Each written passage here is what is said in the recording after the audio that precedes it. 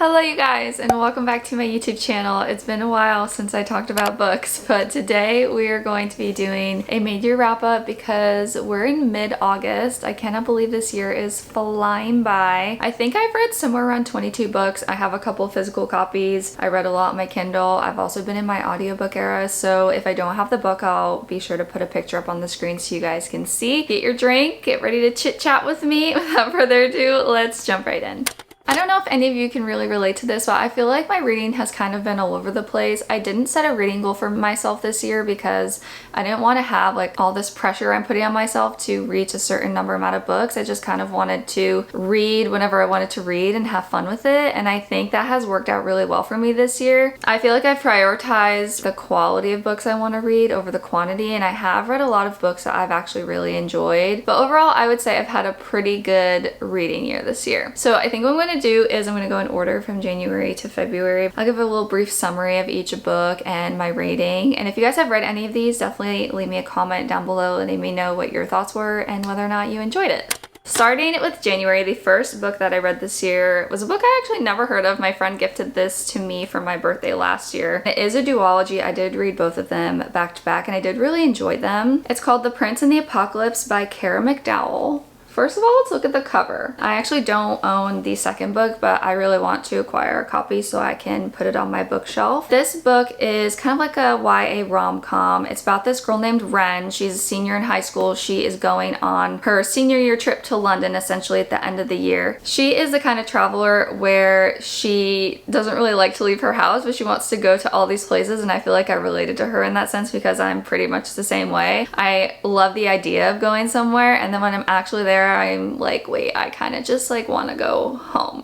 She goes on this senior trip to London. She has all of these things that she wants to do, and the one place that she wants to go to is actually under renovation and it is closed. In the midst of going through all of that, they actually find out that a comet is approaching Earth and basically the world is ending. So she is trying to get back home, but she misses her flight, and her school trip, like everybody that's on the trip, somehow leaves without her. I don't really know how that was allowed or how that happened, but they basically left her alone in London and flew home while all of this like chaos is going on. So she gets stuck there and she randomly runs into this guy. His name is Theo and he's actually a prince who lives in London. He agrees to kind of help her try to get home. He's also one of those guys that's very popular in the media. A lot of girls kind of idolize him and want to date him and have crushes on him. She knows who he is, but she is in the mindset where she's just has the nope, I don't want anything to do with you, I don't like you, I don't want to date you. So it's kind of like a little enemies to lovers and a forced proximity, but I really liked the storyline, and I did read the duology, and sometimes I feel like when you read the second book of something, it's just not as good. I didn't feel that way about the second book. It's called Air, apparently. I rated both of them 3.5. They were super fun. The next book that I read, I don't have a physical copy of, but it was Funny Story by Emily Henry. I'm not like a ride or die Emily Henry fan, but I read the premise of this one and I really wanted to check it out, and I'm glad that I did because I rated it pretty high. I gave it a 4-star rating. If you haven't heard of it, this story is about Daphne and Miles. Daphne basically moves to her fiance's town to be with him. They are engaged to get married, and he realizes right before their wedding essentially that he's actually in love with his childhood best friend. Basically, he leaves her and decides to be with his childhood best friend. Her name is Petra, so she was also dating someone. His name is Miles. Daphne kind of finds herself in this situation where she was living in her fiance's house. She has to move out, find a place to live. She has nowhere to go. But then she runs into Miles. They essentially decide to room together. He lets her stay with him just because she has nowhere to go and she's trying to get a new job, move back home to be with her family. They kind of develop a romance. It's another one of those like forced proximities. I really enjoyed it. I think the big like message I got out of it is that God always has a plan. You never know who is going to come into your life, and he also uses bad circumstances for good things. I really enjoyed the vibes. I enjoyed the chemistry that the two of them had together. I loved the setting. After the Emily Henry book, I read something that was really outside of my comfort zone. This was actually a book that got picked for the book club that I'm in. in with a couple of local friends around here, and it was called The Lady Tan's Circle of Women by Lisa Say. It is very highly rated on Goodreads. It's based off of a true story of a woman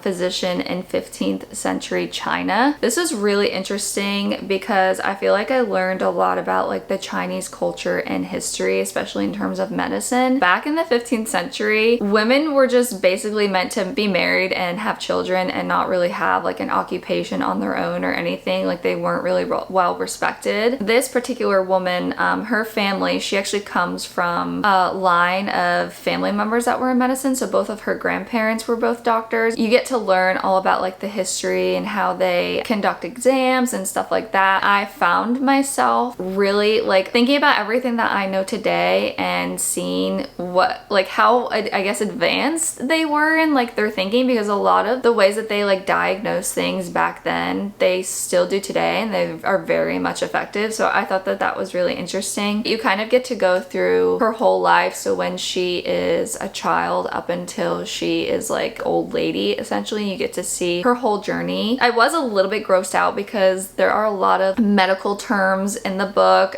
Do not Google anything. I made that mistake of Googling something where I was like, I have no idea what that is, because they were talking about it a lot, and I Googled it and immediately I was just grossed out. So do not Google anything. Just like take my word for it. I gave it a 4 stars. That was everything for January. That's a total of 4 books. Moving into February, it was The Month That Onyx Storm by Rebecca Yarros. That's the 3rd installment in the 4th Wing series. Finally came out. Very excited for that one. We read it for our book club as well. I rated it 4 stars. I really don't remember too much about that book just because they are so incredibly thick. These ones are very similar to Crescent City, where it's just so much info dumping. I do remember kind of being bored in the middle just because not too much was going on, and also I feel like this one was really anticipated because of how book 2 ended. All I wrote in my Goodreads review was, what?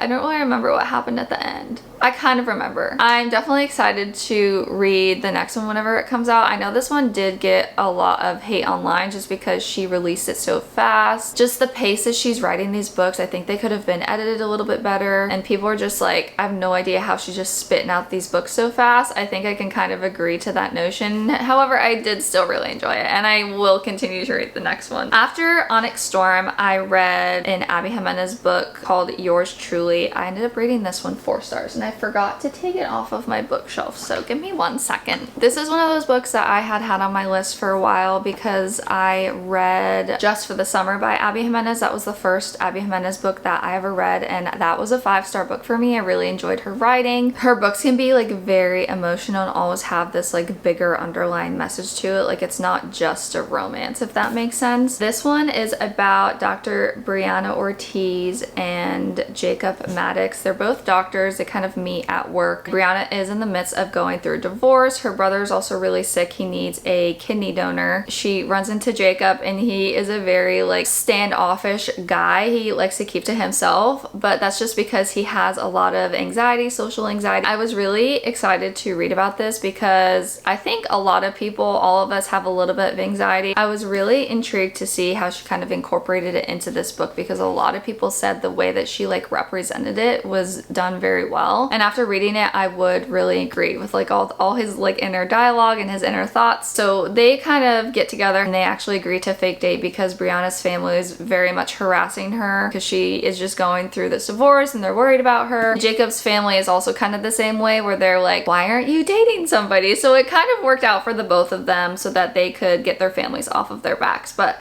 then they get together and they actually start writing each other these letters, and that was probably my favorite part of this book. I thought that that was really cute. He also has a dog, which is on the cover, and I just love that about this. At the tail end of February, I started reading The Nightingale by Kristen Hanna. Never read a Kristen Hanna book. I typically don't like to read books that are historical fictions. That's another just kind of genre I tend to get bored with and is just outside of my comfort zone. However, I have heard very good things about this one. It's a very emotional book, and I really think everybody should read it. It's a book that sticks with you and really makes you think. I didn't finish that in the month of February. It is kind of a chunky book, so I ended up finishing it in the month of March. I rated it a 4.5 star. This book is about two sisters and it takes place during the time of World War II. It follows the two sisters and both of their roles in World War II. So one sister, she is married, she has a daughter, and her husband gets conscripted to go off and fight in the war, and she actually has a German posted at her house, and you get to see that whole storyline, what all of the Jewish people in her town are going through with the Nazis amidst this war. I feel like I learned so much during this book, and Kristen Hanna does a lot of research before she goes in and writes a book. Just knowing that a lot of what's discussed in that is historically accurate is really sad. It just makes me feel thankful for the life that I do have, and just thinking about what all of those people went through back then. I actually think I did a reading vlog where I read this book, so I'll link it up here if you guys want to go check that out. It's just like one of those books that really impacts you and changes your life. And then her other sister, she has more of an active role in the war, so she's traveling, do a lot of like behind the scenes stuff. I definitely cried at the end. After reading such an emotional book, I needed something that was kind of gonna lift my spirits. I ended up reading this Kindle Unlimited book. It's called Desperately Seeking Mr. Darcy. I gave this one a 3-star. I'm a big Pride and Prejudice fan. I love the movie with Keira Knightley in it. I watch it all the time. I've read the book. It's one of my like 5-6 star books. I just think if you guys enjoy Bridgerton especially, I would definitely recommend checking that out because it's pretty much kind of the same vibe. If you've ever seen the movie Austenland, I actually watched that for the first time very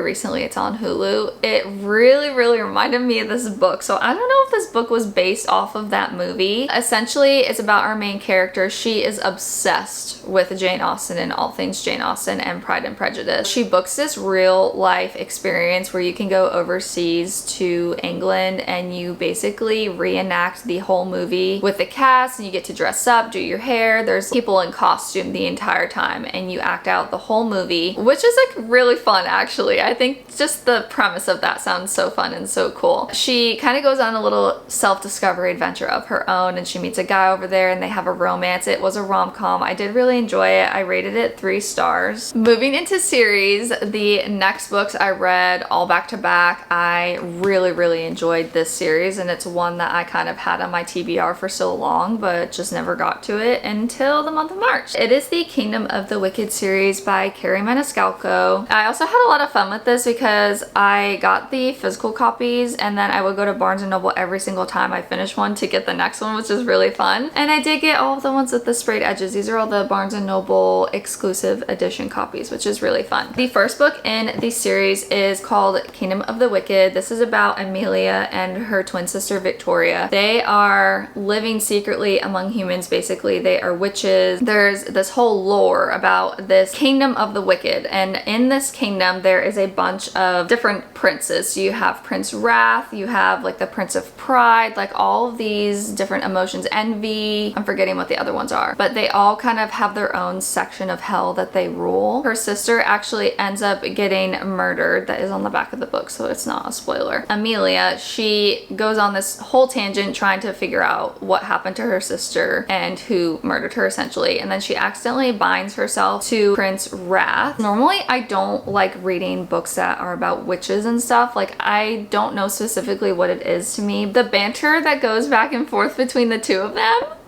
I loved it so much. I ended up rating this one 3.75 stars. Then I read Kingdom of the Curse. That is the second book. I ended up rating this one 4.25. And then Kingdom of the Feared, I also rated 4.25. I also have her spin-off series, Throne of the Fallen. It takes place in the same universe as this trilogy. It's just about one of the other princes, but I haven't gotten to that one yet. Eventually I will. Talking about another series, this was the last book that I read in the month of April. I think Fearless came out in April, but this is the last installment to the Powerless series by Lauren Roberts, and this was another one that was very anticipated. To me, I feel like this book series was really hyped up, and I don't really think it's worth the hype that much just because it doesn't really feel original. It very much so reminds me of the Red Queen series and Divergent and the Hunger Games. Like, I didn't feel like any of the ideas ideas in here were really original. She just kind of took all of the things that you would want to see in like a fantasy romance book and all of the different tropes and things and threw them in this book series. Not to say that like it was bad, it's just not one of my favorites, and it wasn't something that I like really enjoyed. I kind of just read it because it was so hyped up and I wanted to know what the hype was about. I did enjoy this last one. I remember crying at the end because something happens with one of the main characters. I really didn't know how this one was going to come together because of the way that book 2 ended. I did also find myself bored and it was very repetitive to book 1. I did like how she wrapped everything up. We do get to have like a little epilogue at the end as well, and you get to see where they all end up, which was nice as well because I like to know these things. Moving into the month of May, we were getting so close to summer, you guys. So I read so many romances. I read This Summer Will Be Different by Carly Fortune. She really is an auto-buy author for me. I have loved every single one of the books that she comes out with. Just the setting and the vibes were so good. This was actually my first 5-star book of the year. The vibes in this one, I don't really know what it was. I just like ate it up, and I was at the point where I just did not want the story to end. Like, I truly enjoyed every single page of this book. This book takes place at a beach house on Prince Edward Island. Our main character is Lucy. Her best friend Bridget, they've been best friends since college, is getting married, and Bridget randomly texts Lucy and she's like basically going through this crisis before her wedding, and she's like, come to my beach house on Prince Edward Island, because they would go there together every single summer. Lucy has had a crush on her brother Felix. It's basically one of those where it's like, you are not allowed to date my brother kind of thing, and there's a lot of yearning in this book. I loved Felix. He is like the book boyfriend that you would want to see. Then I actually ended up reading this one in the month of June, but I'm just going to talk about it now because it is in the same universe. This was another book club pick. We read One Golden Summer, again by Miss Carly Fortune. Also, can we just take a moment for the covers? They're so summery, and I love the colors. They're so perfect. This is the kind of duology, the second part of her Every Summer After series. So in Every Summer After, you get Sam and Percy's romance, and Sam's older brother Charlie, you get his story in this book. This is about Alice and Charlie. Alice goes on this vacation to a cottage in Barry's Bay, which is where all of these books take place. She spends one summer there with her grandmother Nan. It basically leaves this like really good impression on her. She really gets into her photography hobby when she's there, takes a lot of photographs, and there's this one photograph. It basically like sets off her whole career in photography, and she becomes this really good famous photographer. She is like present day in her 30s, really overwhelmed at work, needs a break, so her and Nan go back to Barry's Bay, and that's where she meets Charlie. I loved the banter in this book. I loved getting to see more of Charlie's character because you do get to see him in Every Summer After, but you definitely get to see all of him in this book, and I just really liked how the story kind of came together and the romance. I rated this one a 4.25 stars. One of the only Christian books I have read so far this year, as in like a book, because I feel like I've just been trying to find a set of devotionals that I really like doing. I had this book that I picked up and wanted to read just to try something a little bit different. It actually was a reread for me. It's called Dangerous Prayers Because Following Jesus Was Never Meant to Be Saved by Craig Rochelle. He was actually one of the pastors that really got me into Christianity. I love his sermons. I just love the way that he speaks and writes. He is just incredible. Very challenging book in terms of praying and really trying to like put yourself out there. I didn't give it a rating just because I don't rate nonfiction books. If you've never read anything by him, I would definitely encourage picking something up because every book that I've ever read by him has really spoken to me. He is just so good in the way that he explains things and uses the scripture.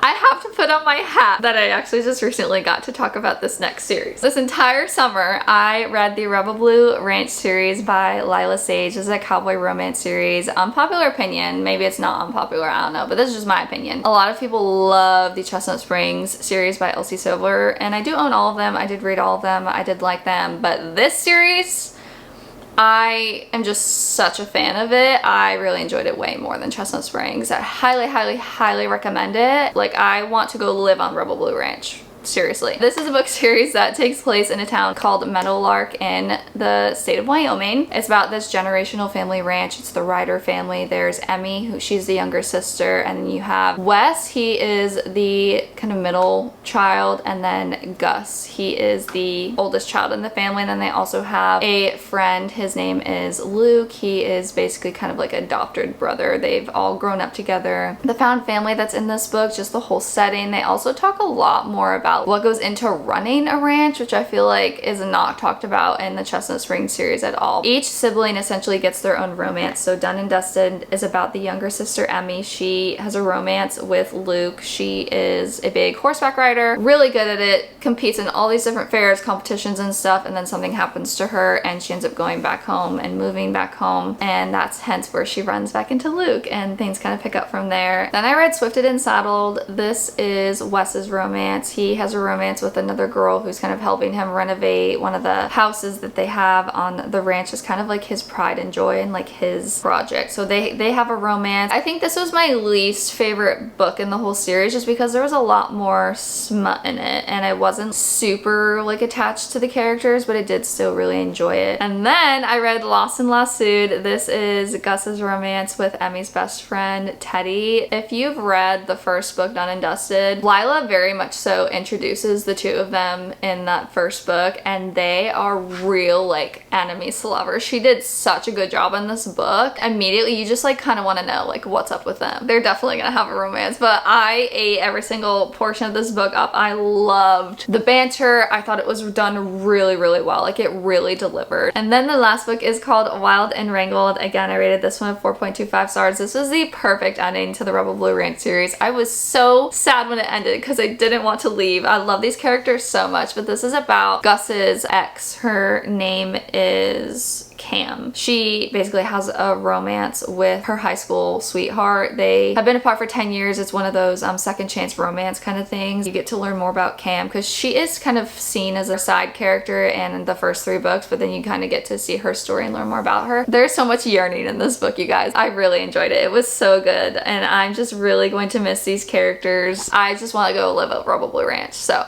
that's essentially why I got the hat, so then we can pretend it's real and maybe someday I can go visit. I did end up skipping this book because I tried to read it when I was in the middle of reading the Rebel Blue Ranch series, and it just, I don't think it was the right time to be reading it. I do really want to try to pick it up again, hopefully this month after I finish what I'm currently reading. But this is another anticipated book I have had on my TBR since it was announced. If you live in Florida, you know NASA is here, and I mean, I've seen so many rockets go up, which is such a cool perk of living down here on the East Coast. Essentially, I was just really drawn into the story because it just sounded really cool. This is Atmosphere, a love story by Miss Taylor Jenkins Reid. This is the Barnes & Noble exclusive edition, I think. So it's got all of the stars in here. I believe there's also some star maps in the back.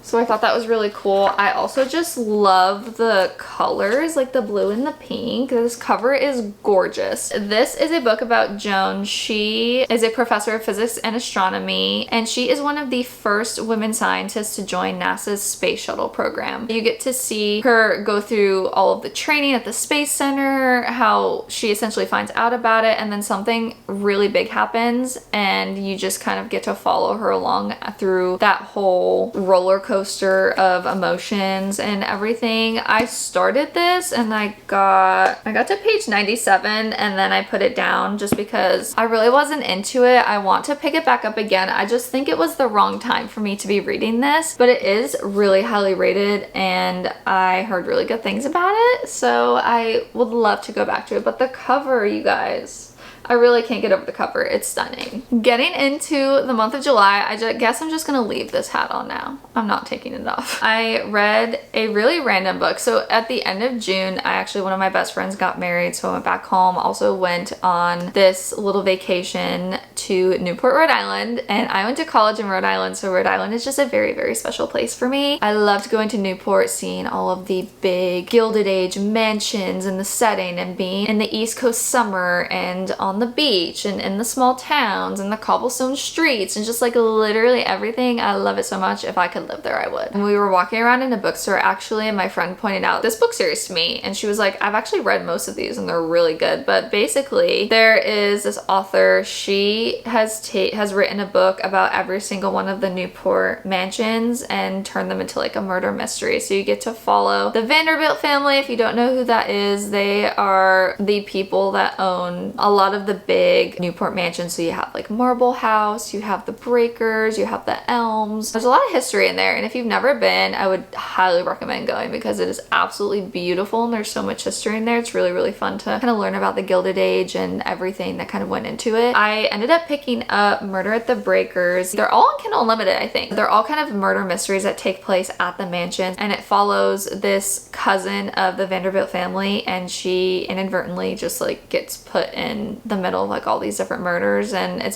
feels like very Nancy Drew. They were okay. I don't know if I'm gonna continue on with this series. I really read it just for like the vibes because I had just been there, but honestly I feel like the vibes were better just like physically being in Newport rather than like reading a book about a story that takes place there. Then after that one, I read The Let Them Theory by Mel Robbins. This is a book that popped off this year. Very, very famous. I'm sure you guys have heard of it, but it is a self-help book. I didn't rate this one because like I just said in my other review, I don't rate nonfiction books. This is a book I think about pretty much every day. The advice that she gives in the book, the way that she explains different circumstances and things, and the way that you can kind of like reframe your mind and your perspective is very, very helpful, especially if you are the type of person that is a people pleaser, someone who has anxiety. I really think anybody who reads this at any age could relate to the things that she talks about in this book. The whole idea behind the theory is about how we tend to give our power to other people. It's about how we tend to want to manage everybody that is around us. It's about letting people be themselves. You let them. And then the second part of the theory is let me. What can you do to focus on yourself? What are the things that you can do to kind of help manage your anxiety or separate yourself from other people? I think a lot of what she talks about is common sense. Like it's not anything that's new per se. However, I did really like the way she framed a lot of the ideas and the topics and things, and I just genuinely really, really enjoyed it. So now we are finally in the month of August, and I've only read one book so far this month, but it was a really, really good one. This was also another book club pick that we had. So I've had this one on my TBR again for a really long time. This one was called Recursion by Blake Crouch. This one blew my mind. He is the type of author where he will ask himself this crazy question and just be like, okay, run with the idea, come up with the craziest plot lines and characters and twists. A lot of it kind of reminds me of Marvel because you do get that like multi-universe, different dimension aspect like in the storyline of like the sci-fi-ness of it. It was really good. It has a lot to do with memory and how we perceive memories. The main character in this book, her mother gets diagnosed with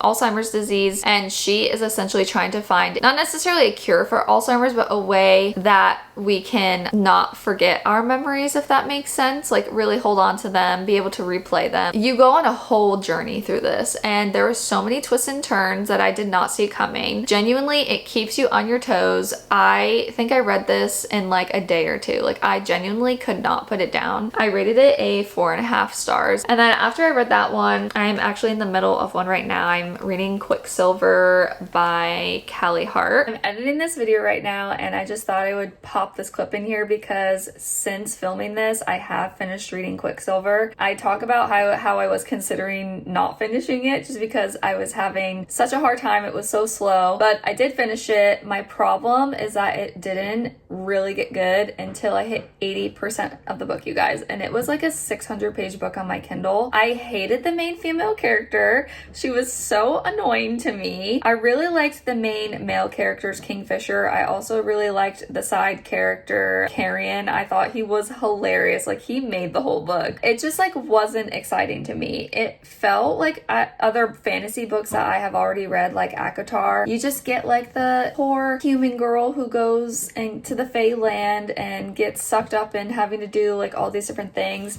I did like the alchemist part of the story. I thought that was really cool. I'd never read something like that in a fantasy book before, but I think your rating will really depend on books that you have already read. But to me, it just felt really boring and I was disappointed with it. So I don't know if I would recommend it. I gave it 3.25 stars. I think I will try to read the second book because of how book one ended. And like I said, it did get really good in the last like 20%. However, that did really affect my reading because it just felt really boring and I was sad.